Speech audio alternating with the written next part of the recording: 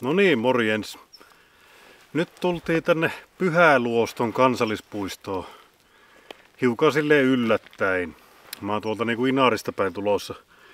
Kävin siellä viikon melontavaelluksen heittämässä ja sitten mietin, että mihin vielä menisi sitten yhdeksi yöksi kotimatkalla Kokkolaan. Niin kahtelin sitten sääennusteita ja kauheasti oli tonne Inariin päin ja tonne noin niin ukkosta luvattu. Ja oli se nyt tännekin, mutta täällä se nyt loppui vähän aikaisemmin, toivottavasti. Eli nythän on jo ilta ja valitsin sitten tämmösen helppo, noita nyt Rykimäkurun kierros. Katsotaan jaksako koko kierrosta mennä, mutta mennään ainakin kahtoon tuon Rykimäkuruun. Mutta lähdetäänpä kahtoon mitä täällä on. En ole hirveästi kyllä niinku perehtynyt etukäteen, mutta eiköhän se tästä.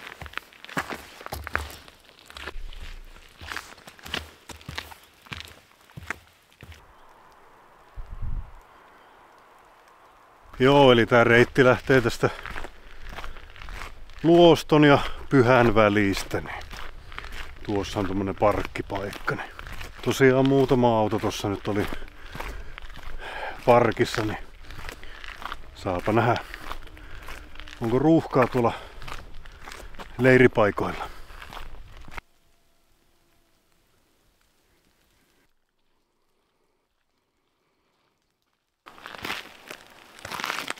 Joo, tässä tulee melko heti kun lähtee reittiä myötäpäivään kiertää, niin tämmönen taukopaikka. Tässä on kaivot ja uussit ja tulipaikatsusysteemit.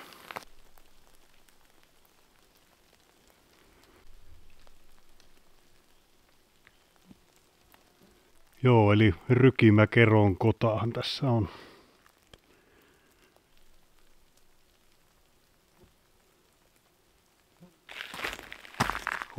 Ihan uskomattoman kuuma. Se on justiin kun ukkosrintama mennyt ja täällä on varmaan vielä hellen lukemat. No eiköhän se tästä ala jäähtyy kun ilta etenee.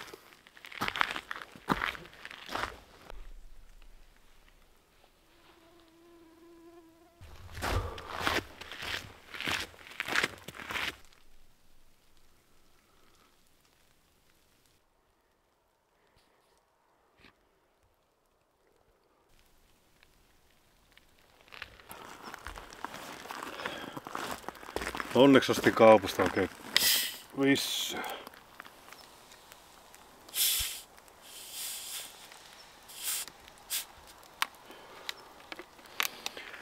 Pikkusen varmaan selkä jo hies.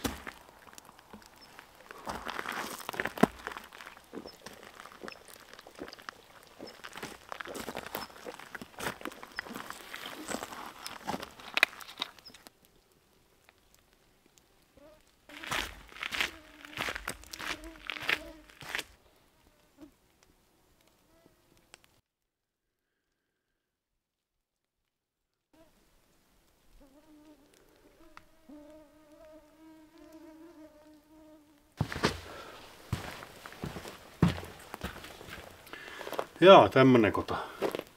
Kyllä komia tuo kuru tossa. Joo, katsotaanpa. Jotenkin niin kuuma ja nihkeä keli kyllä.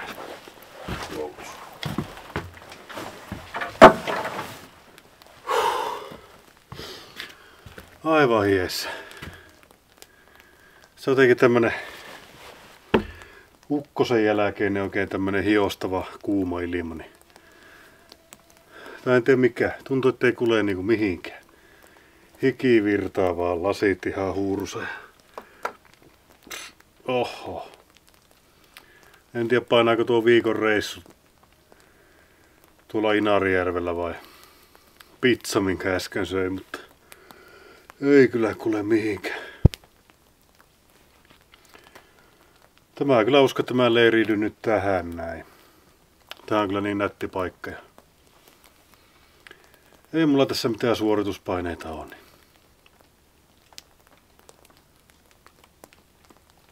Joo. Kyllä me jäähän tähän.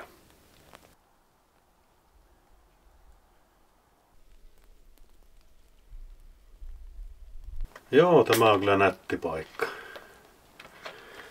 Ja kävipäs tuuri, että tässä saa olla yksi.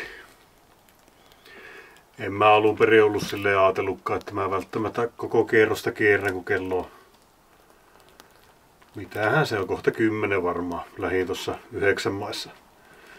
Vasta liikenteeseen.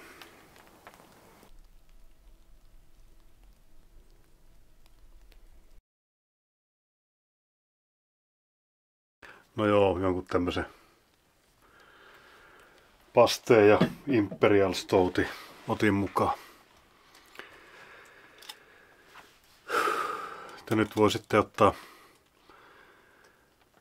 onnistuneelle melontavaellukselle, vaikka se vähän pari päivää typistyikin suunnitellusta ja tälle, että pääs nyt viimeisenä iltana vielä kahtoo Pyhäluostoon. Niin komian näköistä täällä kyllä on ollut heti kärkeen, voin kyllä sen sanoa. Ja aluksi kyllä hirvitti, kun tuohon ajoin luostolle. Mä en tiennytkään, että se on tommonen hirveä huvittelukeskus, kaikkea yökerhoa ja ravintoloita näytti siinä olevan, mutta en ihmettele tämän luonnon takia, että täällä ainakin porukkaa pyörii. Mutta pitemmittä puhetta, otetaan pienet sille.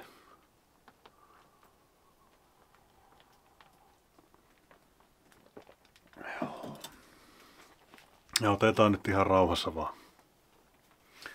Laitellaan teltta kohta pystyyn ja kuvaillaan. Katsotaan, saisiko tuosta kurusta minkäännäköistä kuvaa. Tai ainakin voisi droneilla vähän lennättää, niin saa pikkusen yleiskuvaa. Joo, ja kannattaa aina kahtella, että varsinkin kansallispuistoihin kun tulee, niin nuo drone-rajoitukset. Joissakin ei ole mitään ja joissakin on erillisiä alueita, missä ei saa lentää. Täälläkin oli tuo Isokuru-alue ja sitten mikä se toinen nimi nyt olikaan, joku Peurajutska, Peurakero, en muista. Niin siellä ei saa lentää droneella ollenkaan.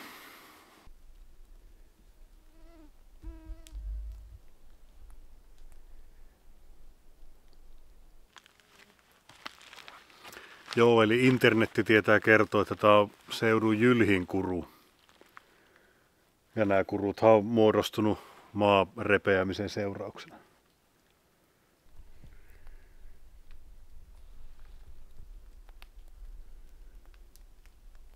No joo, ja tässä löytyi tämmönen firma ainut ja no ei nyt ainut, mutta firman paras telttapaikka, missä joku on pitänyt kanssa. Niin laitellaan siihen.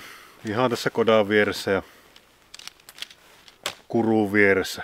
Pitää vaan varoa, ettei pyöri unissa, ettei tipu tonne kuruun.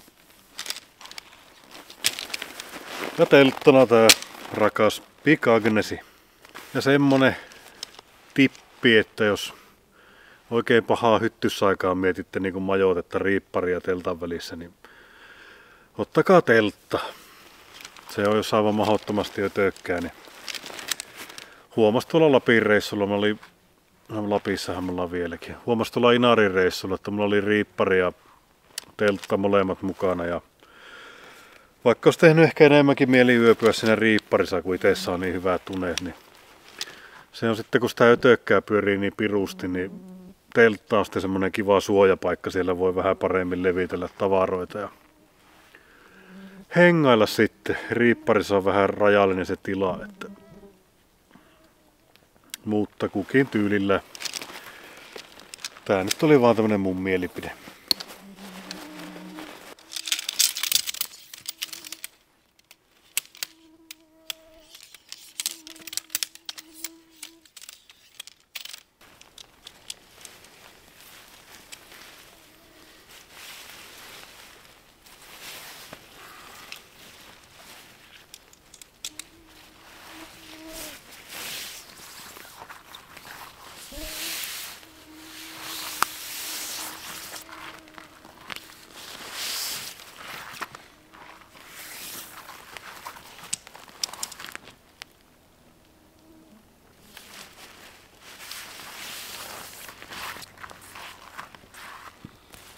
Tarkkaa mallailua.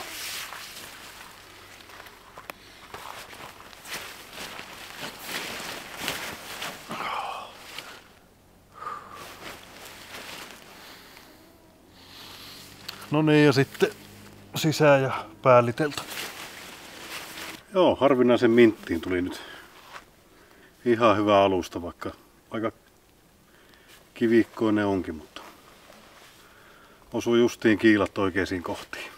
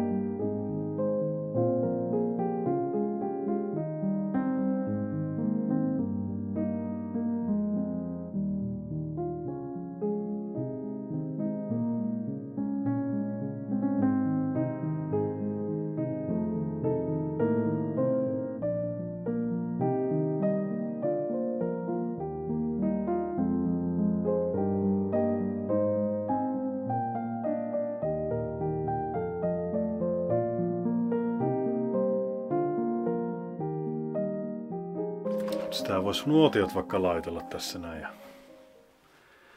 lämmitellä iltapalaa vähän siinä. Onneksi otin itse vettä mukaan, litran vissy ja litran vesipullon, kun ei tässä ole vesipaikkaa ollenkaan. Tai droneista kahtelin, että tuossa kuruu alhaalla vettä, mutta vähän liian vaarallinen matka hakea sieltä.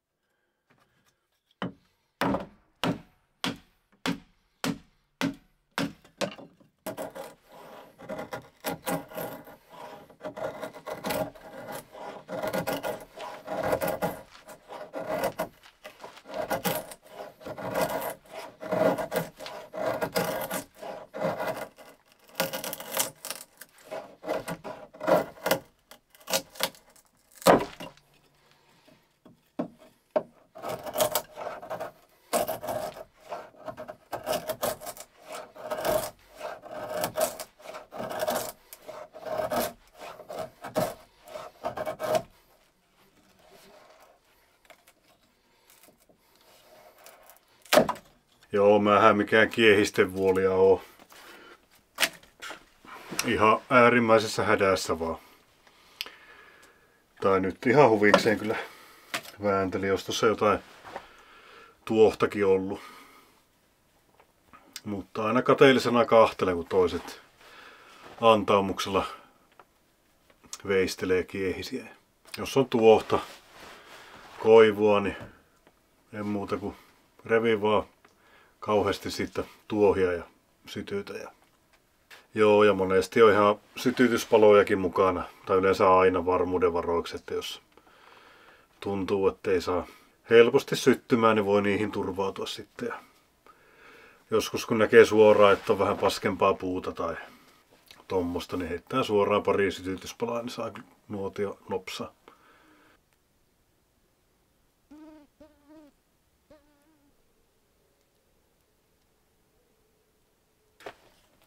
Joo, tuossa yhtä halkoa pieni, niin tuli semmonen tuttu mahtava tuoksu. Niin tässä on semmonen tervaksen tuoksu. Ai että.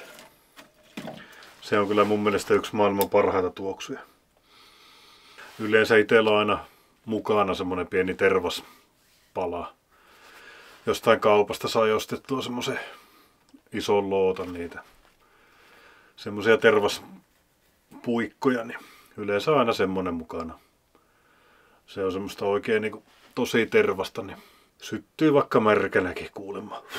En oo niitä pahemmin kastellut kyllä, mutta oikein rätisee iloisesti kun antaa liekkiä. Niin.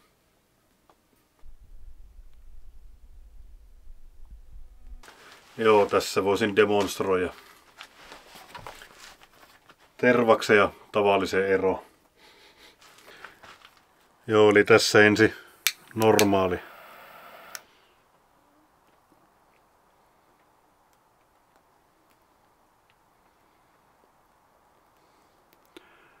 Palaa, mutta aika tälleen vaivoi. Tässä on sitten tervas.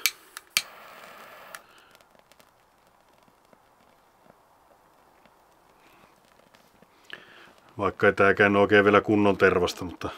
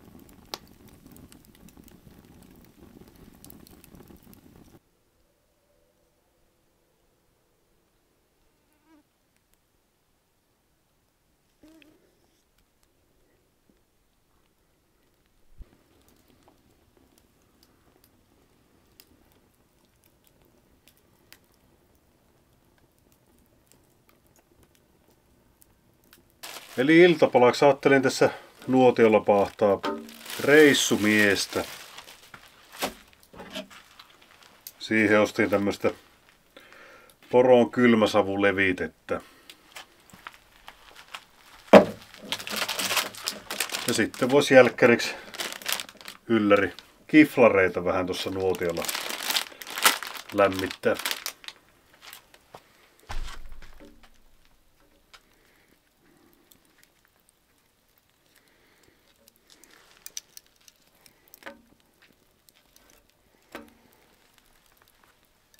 Joo, siihen vähän tursotellaan.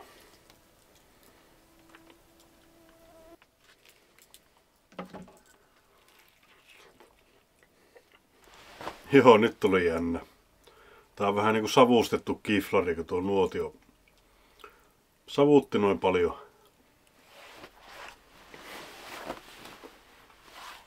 Ei nyt välttämättä jatkoa. Mutta ne on ihan hyviä silleen, kun on ihan perushiilos ilman noin paljon savua, niin pikkusen lämmittää niin avot. Mutta eikä siinä. Meitsi painuu kuule pehkuihin tästä pikkuhiljaa, niin ei muuta kuin hyviä öitä ja kahtellaanpa aamulla vähän lisää sitten.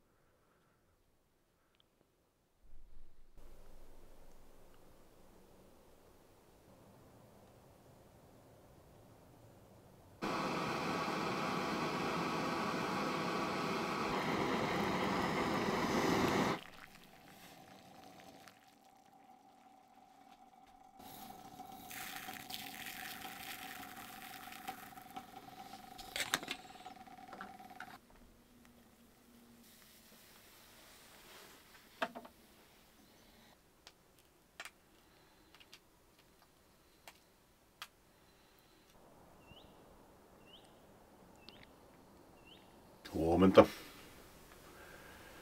Uuteen päivään heräilty täällä näin. Katoin, että on ukkosrintamakin mennyt aika läheltä. Tossa joskus pari tuntia sitten, mutta en oo siihen herännyt. Aamulla oli nousemassa tyhjennykselle tossa noin, niin bokserit jalassa kömmeen teltasta. Ja sitten huomasin, että joku tossa kurulla kuvailee. Oli pyörällä tullut. Äkkiä meni telttaan takaisin. Sitten tyyppi jatko matkaa vaan.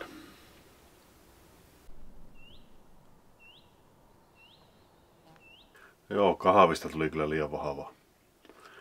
Onneksi pystyi laittamaan vähän vettä lisää. Tuli ihan kohtuullista sitten. Se olisi tänään kotimatka sitten reilu viikon reissun jälkeen. Niin on sekin kyllä semmonen huippupäivä. Pääsee vielä ihan hyvissä ajoin, kun heräs kohtuu aikaisin ja sitten on ajellut vähän alemmaksi tänne Sodankylästäkin etelemmäksi. Niin on kyllä perhettä ikävä ja kissatkin siellä varmaan ihmettelee, että missä se isäntä on ollut, kun raukat ei ymmärrä tämmöisiä Lapin reissuja.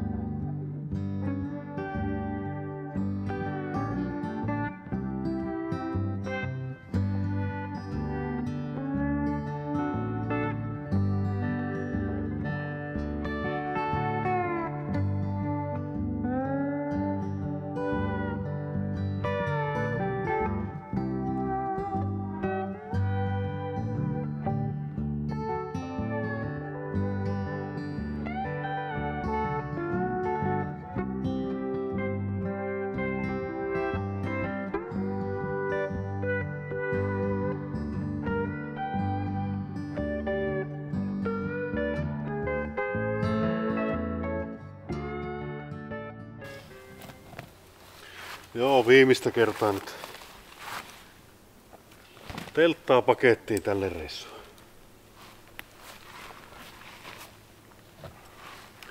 Onhan tää tullut jo aika monta kertaa tehtyä tässä viimeisen reilu viikon aikana.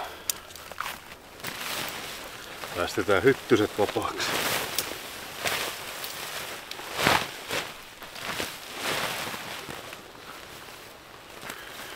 Monissakin tuotteissa on liian pienet nämä pakkauspussit, niin tässä on kyllä hyvä. Tarvitse kun muutaman kerran survasta, niin mahtuu nämä ihan kaikki.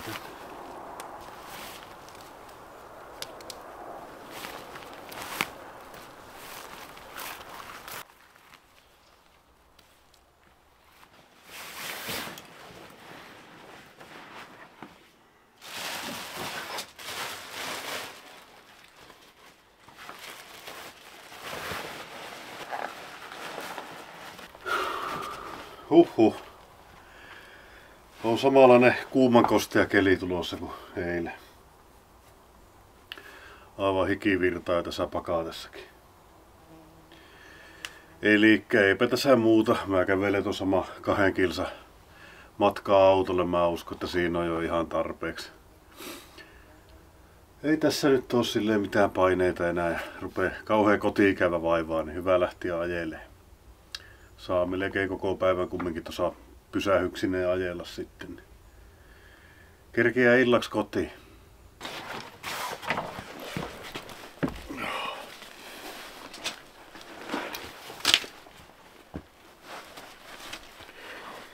No joo, eipä siinä. En jaksa enää kuvailla sitten tässä matkalla mitään. Niin kiittelen seurasta ja mä lähden kotia editoimaan nyt muutamaa videoa tässä näin. Materiaalia piisaa kyllä. Mutta eipä siinä, palataan kuule asiaan. Morjens.